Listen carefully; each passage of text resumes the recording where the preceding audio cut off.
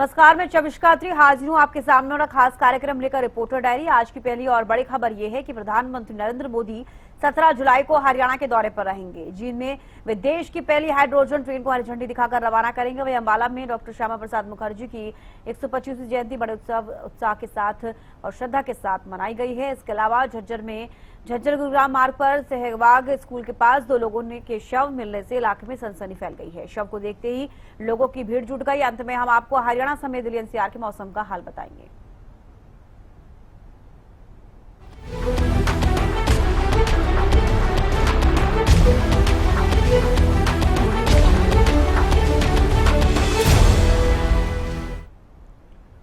PM Modi 17 जुलाई को हरियाणा के दौरे पर रहेंगे, जिनमें वे देश की पहली हाइड्रोजन ट्रेन को हरी झंडी दिखाकर रवाना करेंगे। इसके साथ ही जींद रेलवे स्टेशन के पुनर्विकास कार्य और मेडिकल कॉलेज का लोकार्पण करेंगे। वह एक विशाल जनसभा को भी संबोधित करेंगे।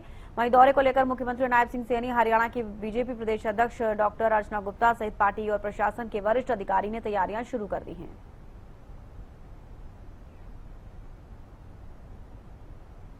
17 तारीख को देश के यशस्वी प्रधानमंत्री आदरणीय नरेंद्र मोदी जी साथियों जींद के अंदर वो पधार रहे हैं। वहां का भी कार्यक्रम हम अपने तरीके से बनाएंगे, क्योंकि अलग से अलग प्रकार का वो कार्यक्रम है। उस कार्यक्रम में हम सब ने शामिल होना है। देश के प्रधानमंत्री नरेंद्र मोदी आने वाली 17 तारीख को जींद के दौरे पर रहने वाले हैं। जींद के अंदर जींद जंक्शन का पुनर्विकास किया गया, तो वहीं नरवाना जंक्शन का भी जो है पुनर्विकास किया गया है और जींद के अंदर एक मेडिकल कॉलेज भी बन रहा है। देश के प्रधानमंत्री नरेंद्र मोदी हाइड्रोजन ट्रेन, जो देश की पहली ट्रेन रहेगी, उसको हरी झंडी देकर जींद से रवाना करेंगे। तो वहीं जींद जंक्शन जिसका पुनर्विकास किया गया है उसका भी जो है उद्घाटन वहां पर किया जाएगा और मेडिकल कॉलेज का उद्घाटन भी जींद के अंदर करने का काम देश के प्रधानमंत्री नरेंद्र मोदी करेंगे। और उसकी तैयारियों को लेकर मुख्यमंत्री नायब सिंह सैनी और प्रदेश अध्यक्ष डॉक्टर अर्चना गुप्ता दोनों ही एक समीक्षा बैठक करेंगे। उसके अंदर तमाम जो तैयारियों को लेकर चर्चा की जाएगी और किस प्रकार की तैयारी जो है वो कर ली गई है और किस प्रकार की तैयारियां जो आगे करनी है, उन तमाम मुद्दों पर जो है उसके अंदर चर्चा की जाएगी। और कह सकते हैं कि तैयारियां अभी से जो है शुरू हो गई हैं। जींद जंक्शन पर जो है कई आला अधिकारी, जो बड़े अधिकारी हैं, वो पहुंच रहे हैं और वहां का जायजा ले रहे हैं। निरीक्षण वहां पर किया जा रहा है और तमाम चीजों की तैयारियां की जा रही हैं। जिस प्रकार से देश के प्रधानमंत्री नरेंद्र मोदी पहुंच रहे हैं, तो सुरक्षा के भी जो वहां पर कड़े इंतजाम जो है किए जाएंगे और तमाम तैयारियां वहां पर की जाएंगी। वीडियो जर्नलिस्ट विनय के साथ प्रदीप शोकंद, हरियाणा न्यूज। अंबाला में डॉक्टर श्यामा प्रसाद मुखर्जी की 125वीं जयंती बड़े उत्साह और श्रद्धा के साथ मनाई गई और इस विशेष अवसर पर आयोजित भव्य समारोह में केंद्रीय स्वास्थ्य मंत्री जेपी नड्डा, हरियाणा के मुख्यमंत्री नायब सिंह सैनी और भाजपा के प्रदेश अध्यक्ष अर्चना गुप्ता सहित कई वरिष्ठ नेता उपस्थित रहे। इस दौरान केंद्रीय मंत्री जेपी नड्डा ने डॉक्टर श्यामा प्रसाद के जीवन से प्रेरित एक विशेष प्रदर्शनी का भी अवलोकन किया। समारोह को संबोधित करते हुए मुख्यमंत्री नायब सैनी ने कहा कि डॉक्टर मुखर्जी का पूरा जीवन राष्ट्र की एकता और अखंडता के लिए समर्पित था और उनके विचारों को घर घर तक पहुंचाना सरकार की प्राथमिकता है। वहीं केंद्रीय स्वास्थ्य मंत्री जेपी नड्डा ने हरियाणा को गीता की भूमि बताते हुए कहा कि डॉक्टर मुखर्जी का व्यक्तित्व एक भारत श्रेष्ठ भारत के दृष्टिकोण का प्रतीक है। कि श्यामा प्रसाद मुखर्जी का कर्तृत्व सिर्फ इतिहास नहीं है। श्यामा प्रसाद मुखर्जी जी का कर्तृत्व एक जीवन की दृष्टि है और वह दृष्टि एक भारत श्रेष्ठ भारत है। इसके लिए उन्होंने अपना जीवन समर्पित किया। हम जिस पार्टी के सदस्य हैं उसके वे संस्थापक अध्यक्ष रहे। उन्होंने इसकी स्थापना की और हम सब लोग जानते हैं कि 21 अक्टूबर 1991 को उन्होंने इस विचारधारा की भारतीय जनसंघ की स्थापना की। आज हमें खुशी है कि जिस पौधे की जड़ों को जिन्होंने उसको सींचा, बढ़ाया, आज आदरणीय प्रधानमंत्री मोदी जी के नेतृत्व में यह दुनिया की सबसे बड़ी पार्टी बनकर के उभरी है। यह भी हमको याद रखना चाहिए। आज का बंगाल जो है, पश्चिम बंगाल, इसको पश्चिम बंगाल इसलिए कहा जाता है क्योंकि श्यामा प्रसाद मुखर्जी ने कहा कि west part of the Bengal, जहां ज्यादातर हिंदू हैं, ये भारत में रहना चाहिए और इस कारण से पश्चिम बंगाल बना। आज जो बंगाल है वो उनकी देन है। और खुशी की बात यह है कि 125वीं जन्म जयंती में उस पश्चिम बंगाल में मोदी जी के नेतृत्व में कमल खिला है, कमल खिला है, कमल खिला है। इसको भी याद कर रहे। मैं सैनी जी को इस बात के लिए धन्यवाद देना चाहता हूं कि उन्होंने अंबाला के साइंस सेंटर को, जो हरियाणा प्रदेश का साइंस सेंटर है, उसको श्यामा प्रसाद मुखर्जी साइंस सेंटर बनाने की घोषणा की है। और यहां एक भव्य श्यामा प्रसाद मुखर्जी जी की प्रतिमा लगाने का जो आपने निर्णय लिया है, यह, इसके लिए आपको मैं बधाई भी देता हूं, इसके लिए मैं बधाई भी देता हूं, धन्यवाद भी देता हूं और शुभकामनाएं देता हूं कि आप इसी तरीके से हरियाणा की सेवा करें, हरियाणा की जनता की सेवा करें और श्यामा प्रसाद मुखर्जी के बताए रास्ते पर आप आगे बढ़ें। इन्हीं शब्दों के साथ बहुत बहुत धन्यवाद। साथियों, नेतृत्व नहीं करते, वे आने वाली पीढ़ियों का मार्गदर्शन भी करते हैं। साथियों, ऐसे डॉक्टर श्यामा प्रसाद मुखर्जी की 125वीं जयंती के अवसर पर साथियों, हम यहाँ उनको याद करने के लिए, उनको पुष्पांजलि अर्पित करने के लिए साथियों यहाँ एकत्र हुए हैं। साथियों, आप सब जानते हैं, पिछले वर्ष जुलाई 2027 तक, पिछले वर्ष से जुलाई 2027 तक हम डॉक्टर श्यामा प्रसाद मुखर्जी का 125वीं जयंती का 2 वर्षीय ये महोत्सव मना रहे हैं। साथियों, यह कोई साधारण आयोजन नहीं, साथियों, यह एक महायज्ञ है, एक ऐसा महायज्ञ जिसकी लो डॉक्टर मुखर्जी ने विचारों को देश के कोने कोने में ले जाने का काम किया है। प्रसाद मुखर्जी एकेडमिक जगत की ऊंचाइयों को उन्होंने छुआ है। साथियों, मात्र 33 वर्ष की आयु में ही कोलकाता विश्वविद्यालय के सबसे कम उम्र के साथियों कुलपति डॉक्टर श्यामा प्रसाद मुखर्जी बने हैं।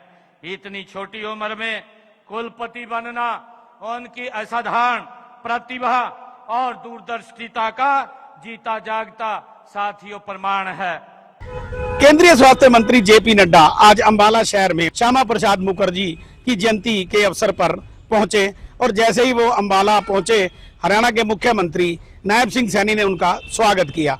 नायब सिंह सैनी के साथ पूर्व मंत्री असीम गोयल और प्रदेश भाजपा अध्यक्ष अर्चना गुप्ता भी मौजूद रही। यहां उन्होंने जेपी नड्डा को जय श्री राम के नारे के उद्घोष के साथ स्वागत किया तथा बाद में ये सभी जो है ड्रेनल रिजोर्ट में पहुंचे, जहां श्यामा प्रसाद मुखर्जी की जयंती मनाई जानी थी। वहां हजारों की संख्या में जो है भाजपा के कार्यकर्ता पहले मौजूद थे और इस मौके पर जो है कई नेताओं ने श्यामा प्रसाद मुखर्जी के बारे में विस्तृत जानकारी दी। अंबाला शहर से हरियाणा न्यूज के लिए राजकुमार शर्मा की रिपोर्ट। केंद्रीय स्वास्थ्य मंत्री जेपी नड्डा आज अंबाला शहर में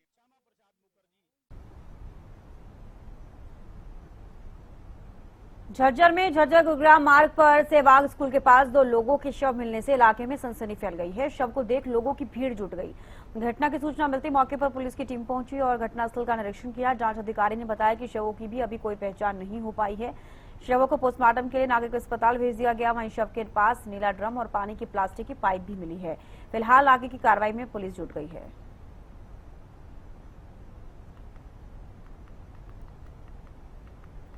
आज सुबह में 5:30 बजे चौकी में इतला मिली। चौकी इंचार्ज को भी ऐसे 2 अपने सहवाग स्कूल के सामने गुड़गांव टू झज्जर साइड में 2 डेड बॉडी पड़ी हुई है, जो उन्होंने मेरे को इतला दी। मैं मौके पर गया और उसको फिर हमने एफएसएल टीम को बुलाया।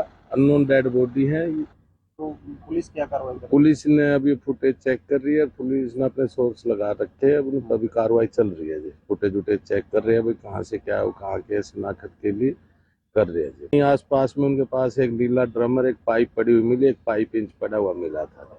आज सुबह झज्जर में अफरा तफरी और भय का माहौल पैदा हो गया, क्योंकि आज झज्जर गुरुग्राम रोड सहवाग स्कूल के पास में 2 अज्ञात शव मिले।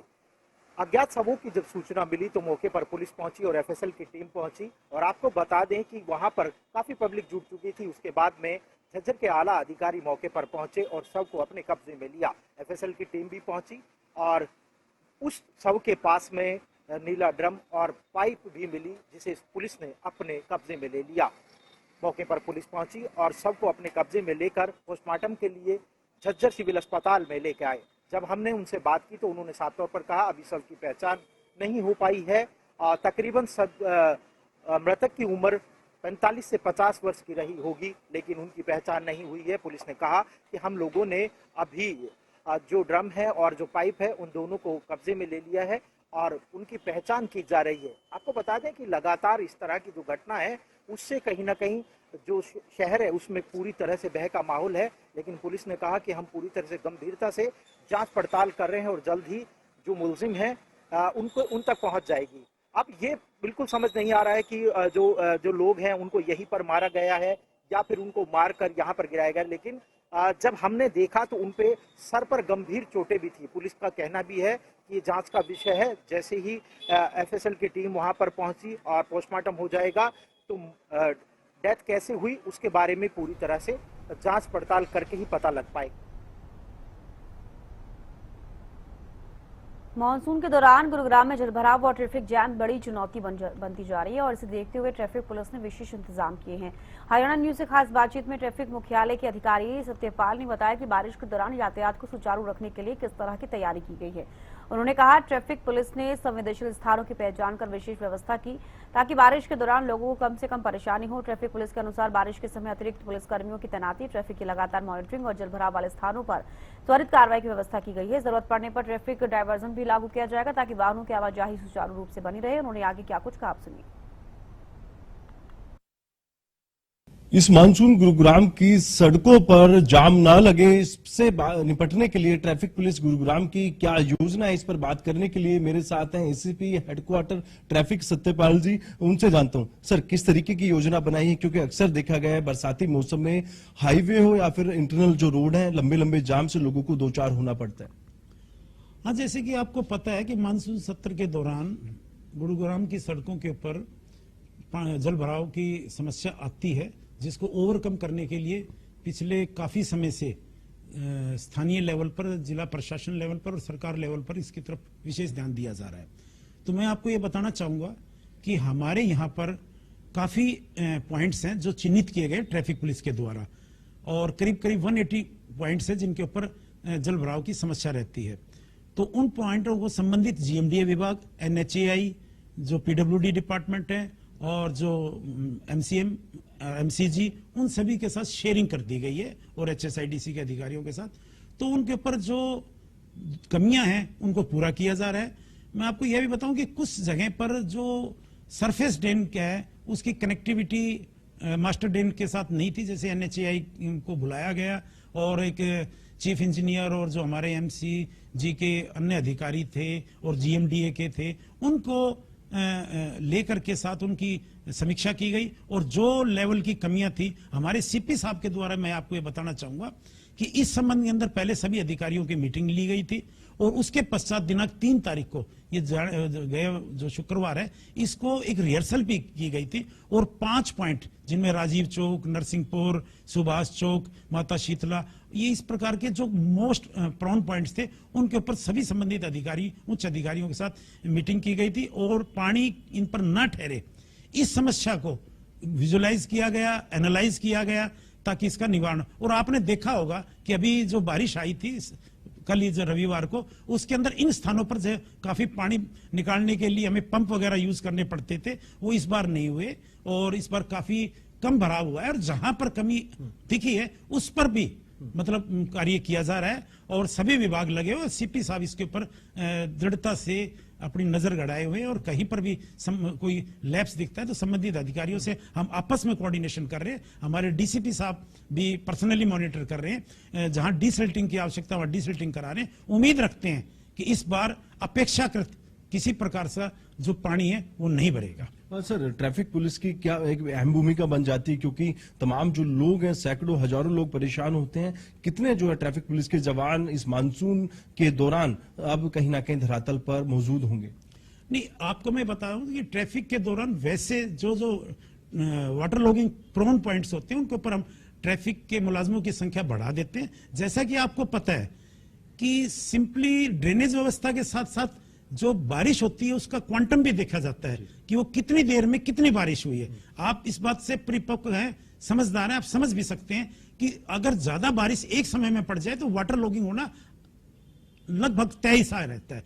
परंतु उसकी स्थिति को निपटने के लिए ट्रैफिक पुलिस और हमारे सीपी साहब के सख्त आदेश है कि उस समय में तो हमारे जो लोकल थाना के मुलाजम हैं, सभी एसीपीज, सभी एसएचओ फील्ड के अंदर रहते हैं कि किसी प्रकार के कम्यूटर्स को किसी प्रकार की असुविधा ना हो। तमाम संबंधित अधिकारी को क्या सर ट्रैफिक पुलिस के द्वारा कोई लेटर जारी किया गया है, या फिर जिस तरीके से अभी हाल ही में गुरुग्राम पुलिस कमिश्नर या फिर तमाम संबंधित जो अधिकारी थे वो गुरुग्राम की सड़कों पर निरीक्षण करते हुए भी नजर आए? हाँ, मैंने आपको बताया हमारे सीपी साहब के द्वारा 2 मीटिंग हो चुकी हैं और सभी अधिकारियों के साथ, और 3 तारीख को तो उन्होंने रिहर्सल भी की है और ये फील्ड के ऊपर जाकर ये देखा, और सभी पुलिस कर्मचारियों को भी उन्होंने अपडेट रहने के लिए और सभी प्रकार की जो सुविधा होती है हमारे डीसीपी साहब को निर्देश दिया गया है। और हमारे डीसीपी साहब वो तमाम सुविधाएं जो पुलिस अफसर के पास वाटर लॉगिंग के दौरान किस प्रकार से हेल्प की जाती है उसके बारे में भी पूरी तरह से तैयारी कर ली गई। क्या कोई आने वाले समय में या फिर हाल में कोई ऐसा टोल फ्री नंबर जिससे कि तमाम जो लोग हैं अपने आप को सुरक्षित महसूस कर सके? क्योंकि कल जो बरसात हुई थी गुरुग्राम के कुछ ऐसे इलाके थे जहां अभी भी जलभराव की वजह से हल्का फुल्का जो जाम है देखने को मिला था। देखो, जहां तक टोल फ्री संख्या है कि जिला एडमिनिस्ट्रेशन के द्वारा अलग से जारी किया जाता है और पुलिस के द्वारा, जैसे मैंने आपको बताया, 112 जिस पर हर प्रकार के आप कॉल कर सकते हैं, आप अपनी किसी भी प्रकार की असिस्टेंस प्राप्त कर सकते हैं। इसके अतिरिक्त हमारे जो हेडक्वार्टर पे कंट्रोल रूम उसके ऊपर भी, और ट्रैफिक हेडक्वार्टर के जो मोबाइल नंबर है वो हमने ऑलरेडी डिस्प्ले किए हुए हैं। हाँ, तो बिल्कुल ये थे मेरे साथ एसीपी ट्रैफिक हेडक्वार्टर, जिन्होंने साफ तौर पे यही कहा है कि इस मानसून में कहीं ना कहीं गुरुग्राम पुलिस कमिश्नर के आदेशों के बाद रिहर्सल की गई है और उसके साथ साथ तमाम ट्रैफिक पुलिस के जवानों को हिदायत दिए गए कि मानसून के दौरान वो अलर्ट मोड पे रहें, क्योंकि ट्रैफिक पुलिस की भी एक अहम जिम्मेदारी बन जाती है नागरिकों को सुरक्षित रखने का और साथ ही साथ जाम मुक्त गुरुग्राम बनाने की। तो ऐसे में कहीं ना कहीं गुरुग्राम पुलिस धरातल पर मुस्तैद है और आने वाले समय में जो ट्रैफिक के मुलाजिम है उनकी संख्या यदि जलभराव होता है तो वो अधिक की जाएगी। गुरुग्राम से कैमरामैन राहुल के साथ संजय राठौर। इस मानसून गुरुग्राम की हरियाणा में मानसून की एंट्री हो गई है। कई जिलों में लगातार बारिश हो रही है। 3 तस्वीरें आपको दिखाते हैं चंडीगढ़, पंचकुला और झज्जर की, जहां बारिश के बाद लोगों को राहत मिली है। तो वहीं कई जगहों पर जलभराव की तस्वीरें भी सामने आई है। वहीं चंडीगढ़ के सुखना झील में अब पर्यटकों की संख्या बढ़ने लगी है।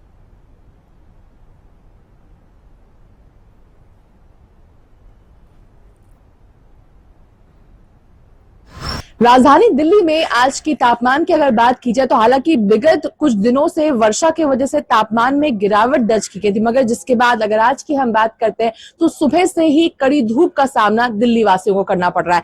तापमान 35 से लेकर 40 के बीच में दर्ज किया जा रहा है। वहीं सबसे ज्यादा गर्मी सुबह के 11 से लेकर शाम के 4 बजे तक दर्ज की जा रही है। वहीं अगर ह्यूमिडिटी यानी उम्मस की अगर हम बात करते हैं तो ऐसा प्रतीत हो रहा है मानो 45 डिग्री तक तापमान पहुंच गया है। हालांकि राहत इससे दिल्ली वासियों को जरूर मिलती हुई नजर आएगी, यानी संभव है कि शाम होते होते मौसम का जो मिजाज है वो बदल जाएगा, यानी वापस से झिलमिल वर्षा हो सकती है या तेज वर्षा हो सकती है, जिस वजह से ठंडी हवाएं चलेगी, गर्मी से राहत होगी। मगर उम्मस भरी गर्मी का वर्षा के बाद भी लोगों को सामना करना पड़ेगा।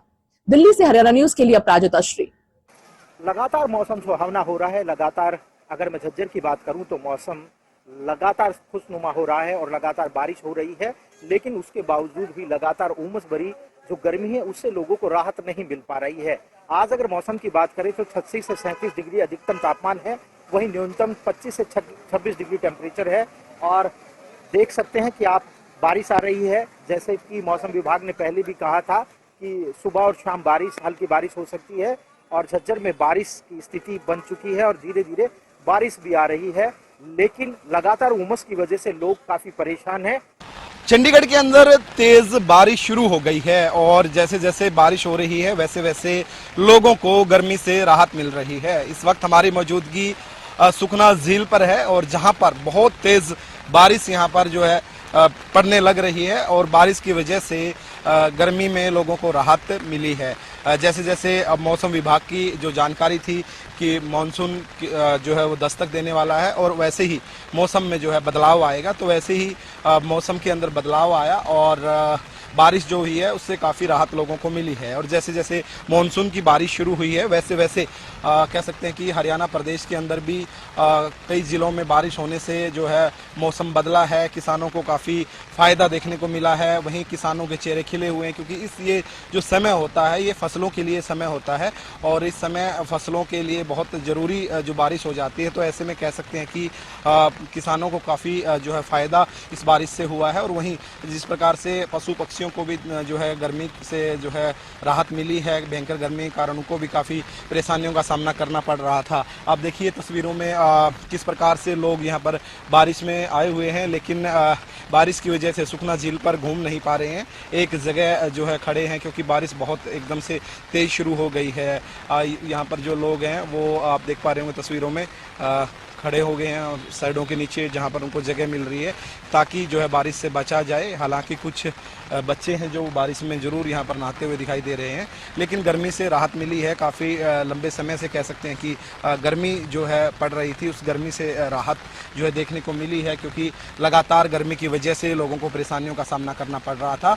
लेकिन अब जैसे ही मानसून ने दस्तक दी, बारिश शुरू हुई और चंडीगढ़ के अंदर मौसम सुहावना हो गया है। और अक्सर देखा जाता है चंडीगढ़ के अंदर 2 से 3 जगह ऐसी हैं जहाँ पर पर्यटक लगातार पहुँचते हैं, चाहे हम रॉक गार्डन की बात करें, रोज़ गार्डन की बात करें या हम दूसरे जो कह सकते हैं कि स्थान जहाँ घूमने के हैं उनकी बात करें। तमाम स्थान जो है खाली हो गए थे, लेकिन जैसे जैसे कह सकते हैं कि मौसम बदला वैसे वैसे जो कह सकते हैं कि जैसे मौसम ने करवट ली तो काफ़ी लोग यहाँ पर आने लग गए हैं। देखिए ये इतनी ज़्यादा कह सकते हैं कि बारिश के बाद भी आप देख पा रहे होंगे, देखिए किस प्रकार से लोग यहाँ पर जो है रीले बनाने का काम कर रहे हैं, बारिश में नहा रहे हैं।